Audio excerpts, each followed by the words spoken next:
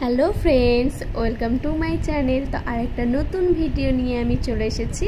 এখানে দেখতে পাচ্ছ মাংস আর মাংস সব কিছু সরঞ্জাম, মানে পেঁয়াজ লঙ্কা সব কেটে রাখা হয়েছে। তো আমি যখন বাবার বাড়িতে ছিলাম, বাবা বললো আজকে মাংস রান্না করব। বাবা বললো আমি নিজে রান্না করব। তো এই মাংসটাতে হচ্ছে বাবা আদা ইউজ করবে না, মানে আদা ছাড়াই মাংসটা রান্না করবে। তো পুরো ভিডিওটা তোমরা স্কিপ না করে দেখতে থাকো। আমি তো প্রথম শুনলাম যে বাবার কাছ থেকে যে আদা দিবে না মাংসতে, তাই একটু তোমাদের সাথে আমি শেয়ার করে দিচ্ছি। এখানে বাবা পেঁয়াজটা ভালো করে তেলে দিয়ে দিয়েছে, পেঁয়াজ লঙ্কা, আর এদিকে মা রসুনটা বেটে নিচ্ছে শিলে। বাবার হাতে ব্যান্ডেজ, তারপর গলায়, এটা দেখে ভাবতেই পারো যে বাবার কি হয়েছে। আসলে বাবার একটা অপারেশন হয়েছে, বাবার একটু শরীরে, কিন্তু বাবা মনের দিক থেকে একদম হাসি খুশি। বাবা বলছে না আমি বসে থাকবো না, তাহলে আমার আরও বেশি শরীর।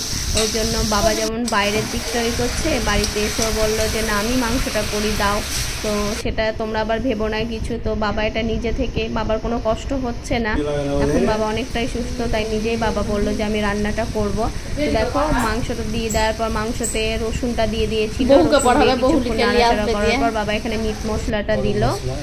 আর এটা হচ্ছে জিরে গুঁড়ো, মানে জিরেটাকে ভালো করে শুকিয়ে গুঁড়ো করে রেখেছে, এটা জিরে গুঁড়োটা দিয়ে দিল। এখানে কিন্তু কোনো আদা ইউজ করেনি বাবা।